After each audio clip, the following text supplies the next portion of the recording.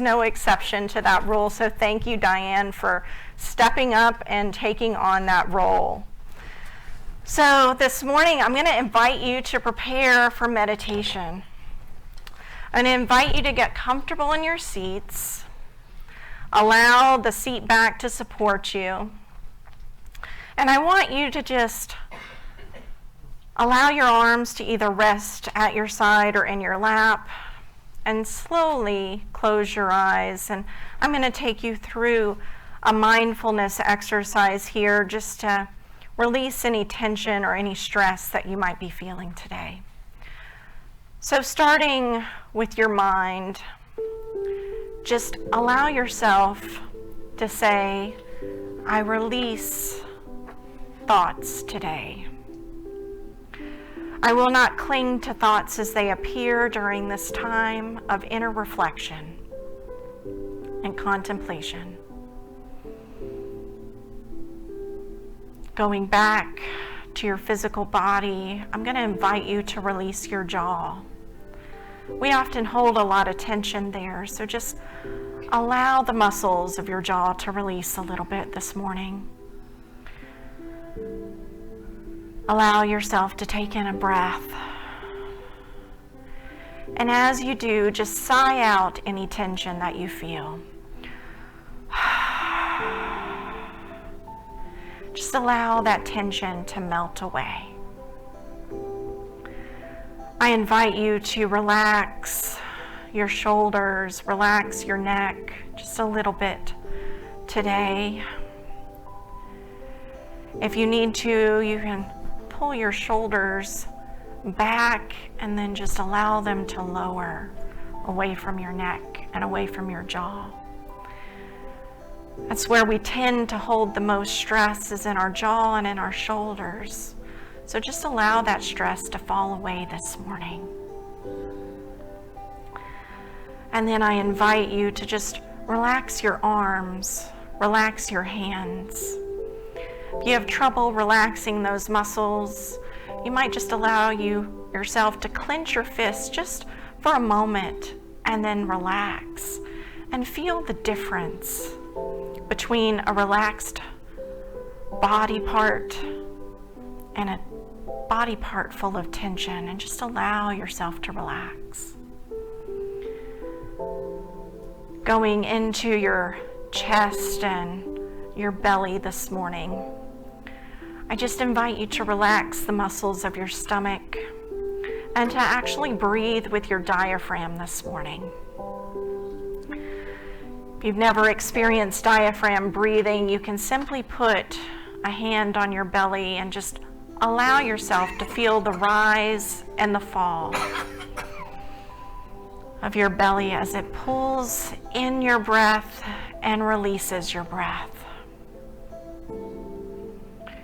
Moving to your legs, I invite you just to relax. Allow your feet to be firmly supported on the floor in front of you, and just relax your thigh muscles and your calf muscles as we go into this meditative experience today. I'm going to invite you to turn your focus to your breath.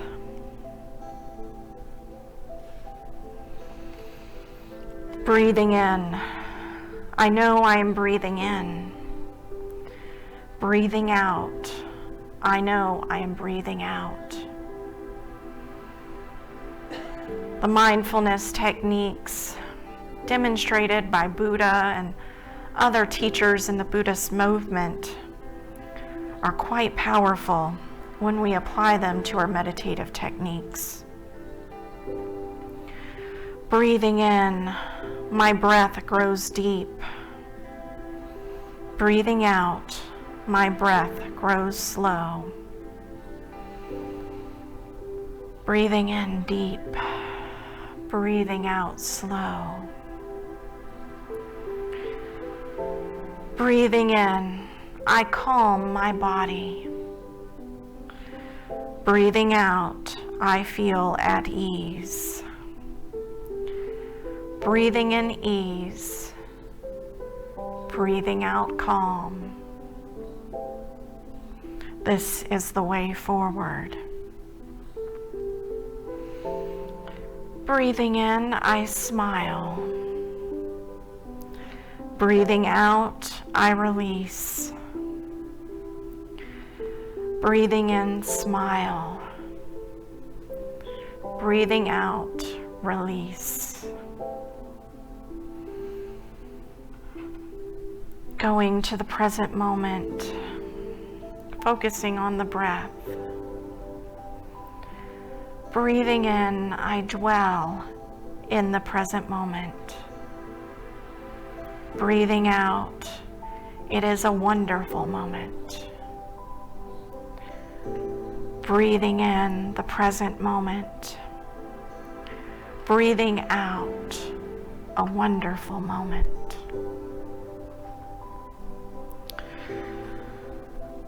Going into that heart space, I invite you to reflect this morning on who you have come here to be.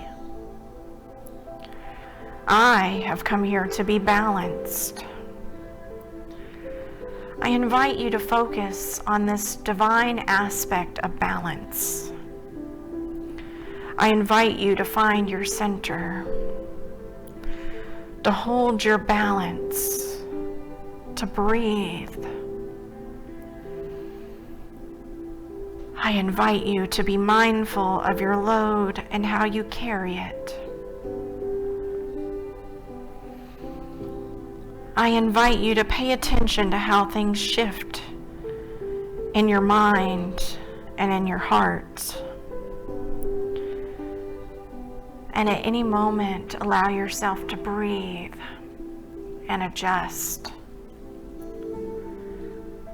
rebalance, and breathe. This is the practice.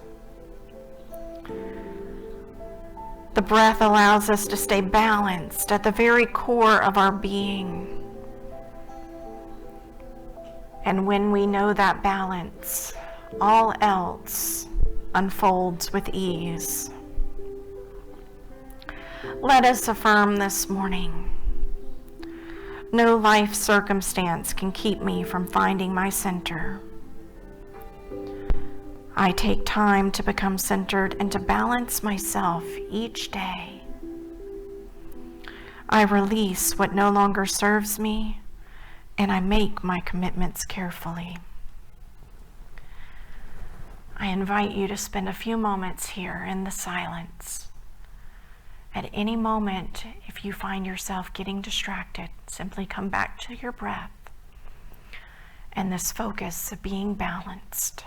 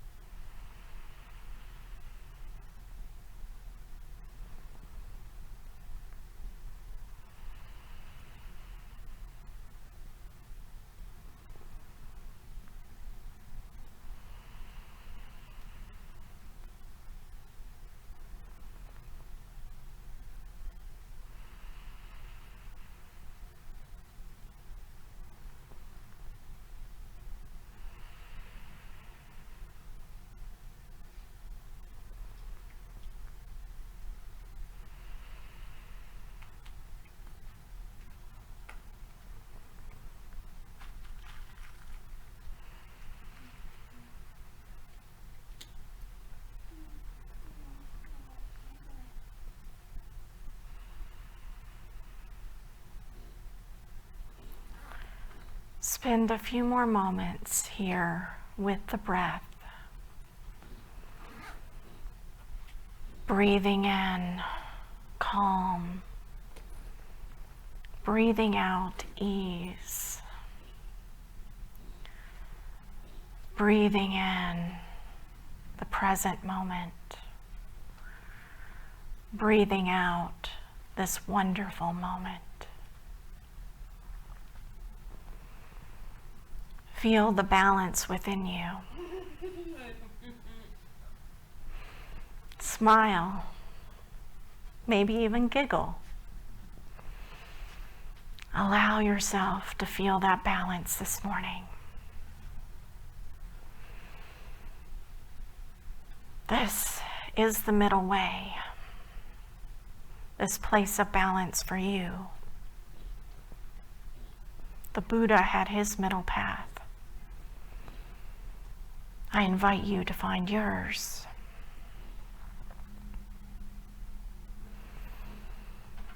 Breathe in a few more times this morning. Breathing in the present moment. Breathing out this wonderful moment. And then ever so gently, I'll invite you to start to bring your attention back to this place. Maybe you gently feel your fingers and your toes, and maybe you just add just the little movement there, wiggling fingers and toes. Maybe you take a deep breath and sigh once more. Maybe you roll your shoulders a little bit just to add a little movement to your body, or roll your neck this morning. And when you're ready, but only when you're ready, I invite you to open your eyes and return to this space.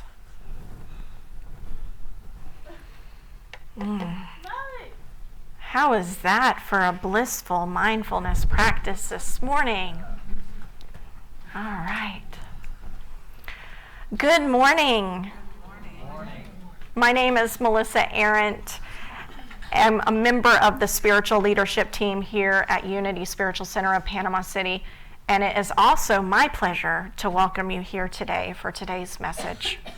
As Diane mentioned in the introduction for today's message, this month we are focused on the Wayshowers of our life, as well as asking you to contemplate the Wayshowers of your life, of your journey. Next week we'll talk a little bit about Jesus' way. And then the week after that we'll talk about some kind of more modern and contemporary Wayshowers. But throughout this month, I hope that you will contemplate the idea of a Wayshower and think about who is it that you identify as Wayshowers in your journey. Now, last week, our own Bill Warner guided us on a wonderful message into the Wayshowers of his journey, both his personal human journey and his spiritual journey. So if you have not listened to that message, you can check it out on our Facebook account, or you can check it out on YouTube. Today, I want to speak a little bit about the historical Buddha, a Wayshower that has been important in my spiritual journey. Now, for those who are unfamiliar with the Buddha and his life, he was known as Siddhartha Gautama. That was his name, his historical name. And he was a historical figure and a spiritual revolutionary who lived in the 6th century BCE, more than 2,500 years ago. That's quite some time to pass along a lineage of teachings, 2,500 years.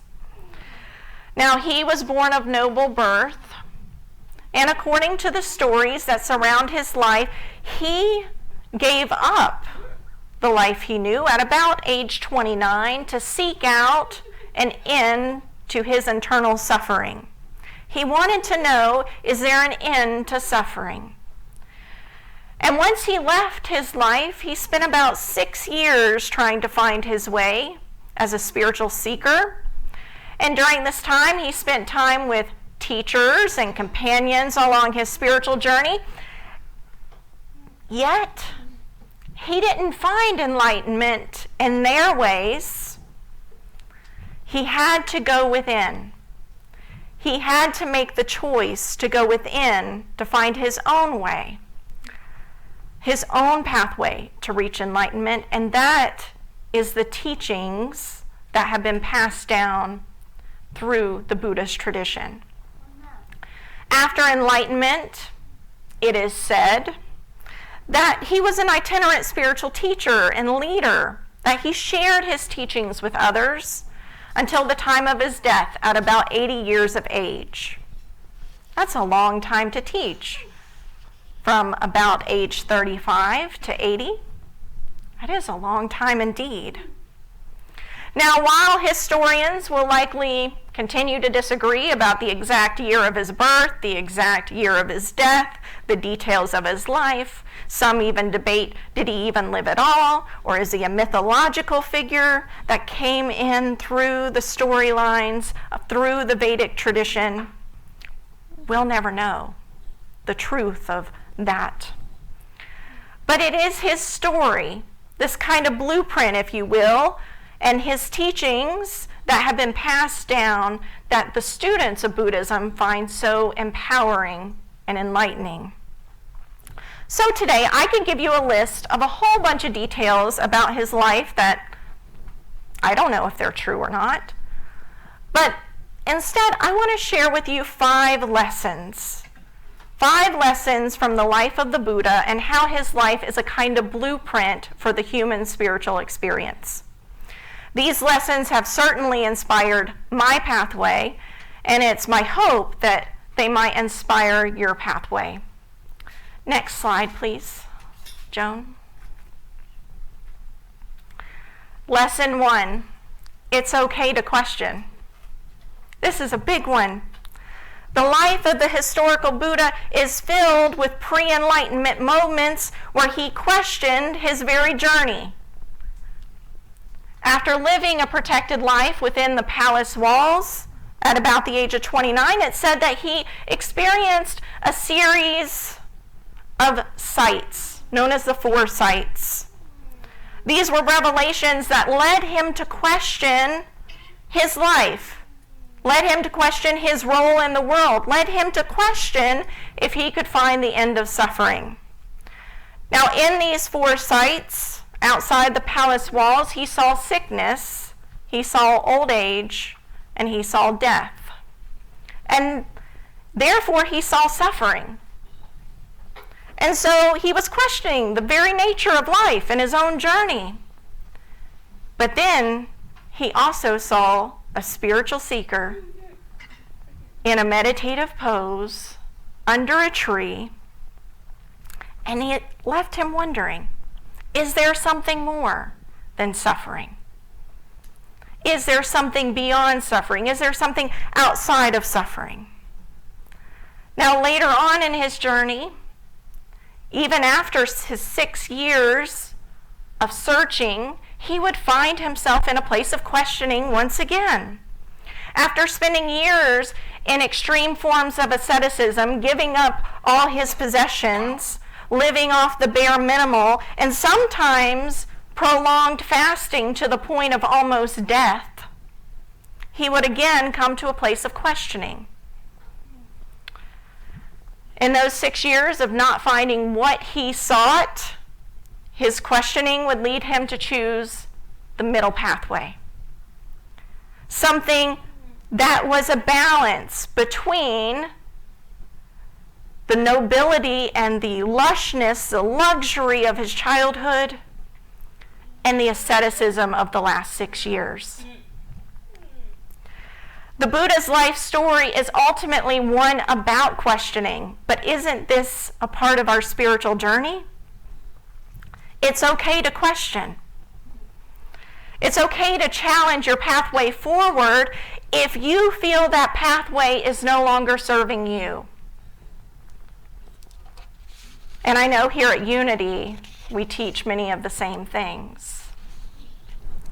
Now, I'm someone who's questioned my own pathway. I question what I consider to be fairly early in my life, in my teenage years. I've been a kind of wanderer between different spiritual traditions, and I've questioned, and I've sought, and I've gained some answers and then I've questioned again, but this is the process. There is a beauty, there is a truth in realizing that our journey is one in which we may not have all the conscious answers right in this moment. That part of the journey is to question, is to seek, is to experience new questions and new answers. Again and again and again. Lesson 2. Joan, can I get you to go to the next one? Release that which no longer serves you. This is a big one in unity, just like it's a big one in Buddhism. When the Buddha left his home, the comforts of his home, this luxurious life that he had known, he was releasing a way of life that no longer worked for him. He was stepping out into the wilderness, out into the unknown, not just outside the palace walls, but the wilderness of his mind, the unknown parts of his mind. It is said that he gave up all of his earthly possessions. Could you imagine doing that? That he left his family. He left his wife and his child so that he could take up the spiritual pathway. That's an extreme form of release. He cut his long hair, a symbol of his nobility. He gave up his clothing. He took up the rags of a monk's robes. In the stories surrounding his life, the Buddha gave up all sorts of pathways that led to internal suffering. This is a teaching of the Buddha, to give up that which is causing you suffering. Now, it may not be the extremes of giving up your family or your home or your way of life in our world today, but it does teach us about the need to release that which is no longer serving our good. So, slowly he came to the realization, even in that 6 years, that he had to give up even parts of his spiritual pathway. These religious traditions of extreme asceticism, of prolonged fasting, they weren't working for him. So he gave them up and he created a middle pathway that worked for him. As spiritual seekers, as students of truth, we all face times in our lives where we have to release that which is no longer working for us. All have to face times in our spiritual pathway where we have to release. There is a deep wisdom, a deep understanding, and being aware, hey, this is no longer working for me. Why is it no longer working for me? Releasing it and choosing a new pathway. Lesson 3. Joan? Go within to find your own pathway. This is the story of the Buddha. Ultimately, the Buddha could only get so far by following the pathway of others, by following his 2 teachers and his other spiritual companions over that 6 years. In order to achieve enlightenment, he had to go within. He had to find his own way. He remembered, there was a time in my youth, a time in my innocence, where I sat under a tree and I watched the fields being plowed, and it was a time of freedom. It was a time with no suffering. And determined to find enlightenment, he said, I'm going to try that again. It's purported that he sat under the fig tree, under the pipal tree, until he accomplished that goal. This tree, in honor of his enlightenment, would later be called a Bodhi tree, the tree of awakening. Now, no one knows quite how long he sat under that tree and meditated. Most students within Buddhism will quote you 49 days. But if you look at the stories, you can't really find an origin to that number. Is it real? Is it hold some significance, just like Jesus' 40 days out in the wilderness? I don't know. But rather than focus on the details of how long it took him to gain enlightenment, whether it was the first part of the 49 days or the last part of the 49 days, or if it even took 49 days, a major lesson from his life is that you have to go within. You can't have somebody else's path. You can't do it for them, and they can't do it for you. Buddha challenged the wandering mind. He challenged the clinging mind. He challenged the suffering mind. And he came out at the end of his going within with an understanding of truth that worked for him. Now, while we are all in this together here at Unity Spiritual Center, to inspire and empower each other's personal transformation, we have to remember it's an inside job. We have to go within. That is the ultimate goal, the ultimate pathway for our journey, is to go within. Now, Wayshowers throughout time have demonstrated that this is the pathway. Even Jesus asked his followers to go within, to pray, to seek out what he called the Father, Abba. And so this is the journey. This is the way. Lesson 4. Harness the power of the mind. We teach this at Unity. This is a part of our very belief system. If you look at the principles on our wall, if you look at the teachings of Charles and Myrtle Fillmore, this is ultimately what inspired me to say, hey, Unity is a parallel pathway that complements my own journey. By going within, Buddha challenged the very nature of his thoughts, his beliefs, even his feelings. Now, we're never going to know exactly what crossed his mind, all the thoughts, all the beliefs, all the feelings, before, after, during enlightenment. We can never know another's mind. I can't know yours, you can't know mine. However, like other students of the middle way of Buddha, I want to believe that he found a way to change his mind, to actually harness the power of his mind, to change the very neural connections of his brain. Science today is just confirming what Buddhism has taught for the last 2,500 years, that yes, meditation, contemplation, prayer, these are important aspects of the spiritual experience, and they actually change the brain. Some forms of meditation are better at aiding our working memory. Some forms of meditation are better at helping us release fear and anxiety, to release pain, and even release some of the wandering mind that happens. And some forms of meditation are better at helping us cultivate compassion and kindness and love and equanimity. The story of the Buddha's life seems to indicate that he found a balance of techniques to harness the power of his mind that worked for him. We can debate whether the teachings in Buddhism today are the same teachings of the Buddha, but ultimately, you have to go within to find your own pathway, to find what works for you.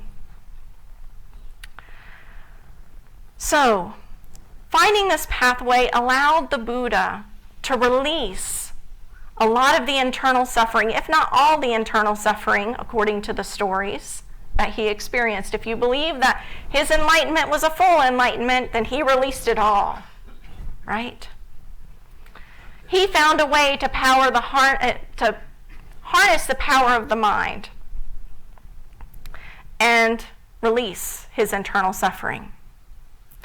Now, I'm not going to proclaim to be a master. I'm a novice, an apprentice at best, right? Throughout my life, I have questioned. I have sought answers, I have released, I have went within. But one of the biggest things that has ever happened in my spiritual pathway is when I was introduced to mindfulness-based stress reduction techniques in my 20s. It was a powerful experience. So in my 20s, for those who don't know, I experienced extreme forms of anxiety and panic attacks. Like literally, I almost quit school. I was like homebound for a couple weeks. I was not going anywhere. But it helped me, knowing these techniques, learning them, learning that my mind is powerful, that I have the ability to control my mind, not the other way around, helped me release a lot of those fears. Now, I'm not going to claim to have let it all go. I still experience some stress. I still experience anxiety. I'm human after all. This is part of our experience of life.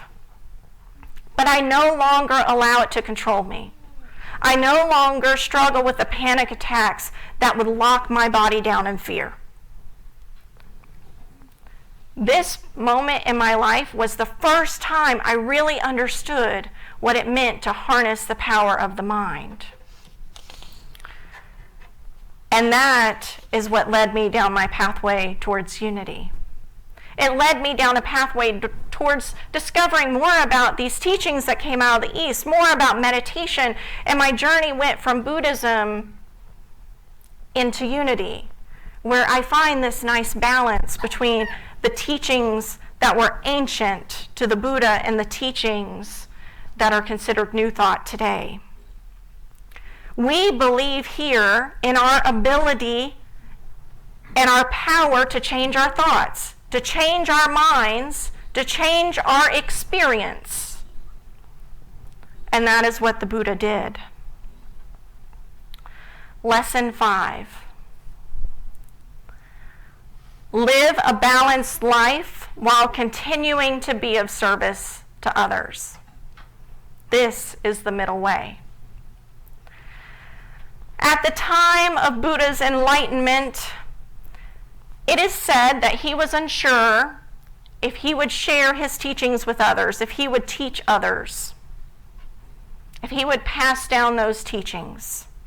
He had discovered a middle pathway, a way that worked for him based on the truth that he knew in his own mind. One that balanced the needs of his physical body and balanced his spiritual life, his going within. Now, he could have just as easily taken a different pathway. He could have become a hermit in the forest, kept all the teachings to himself, only worried about his own enlightenment, and said, I'm not dealing with the outside world. I'm only dealing with me and what's here. He could have done that. Instead, the Buddha decided to live a life of balance, to take that middle pathway. He decided to teach others to do the same, to find their own middle pathway. Now, we're never going to know for sure if this was a difficult choice, how long this choice might have taken him to decide upon, or if it was a choice at all. Maybe he was enlightened and he knew, I have to go and tell the world. We'll never know.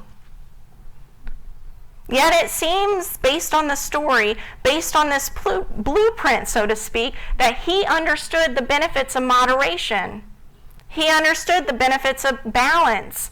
He understood the benefits of being compassionate and being of service to others, to helping others find their way.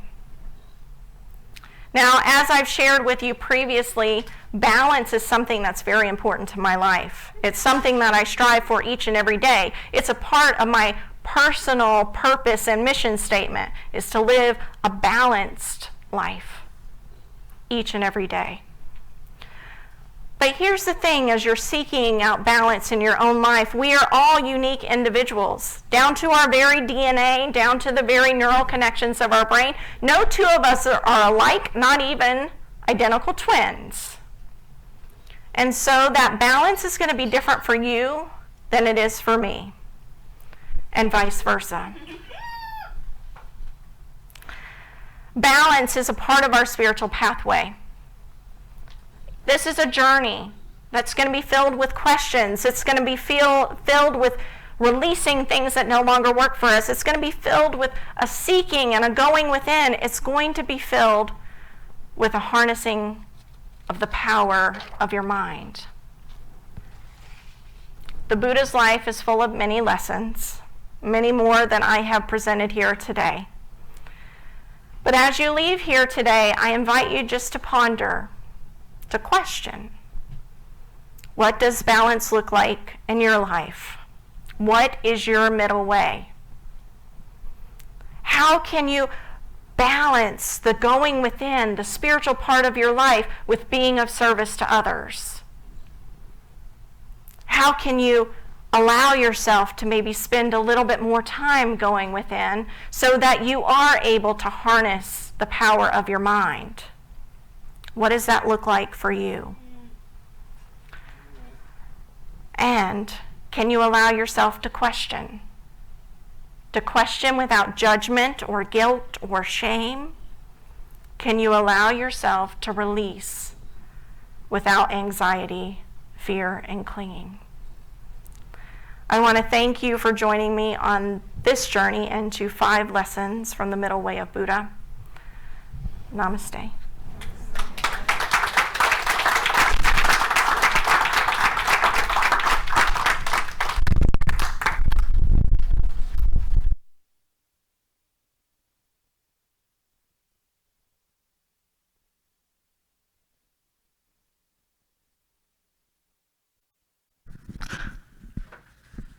Thank you to all who have continued blessing our spiritual community with your tithes and offerings. We are truly blessed by your giving. If you feel led by Spirit to give today, we invite you to prepare your gift now. If you are being led to make a recurring gift, you can visit our website to set up a monthly gift via PayPal. We now invite you to hold the thought of your gift in your mind and your heart as we say our offering blessing together. Divine love flowing through me blesses and multiplies all that I have, all that I give, and all that I receive. And so it is. Amen.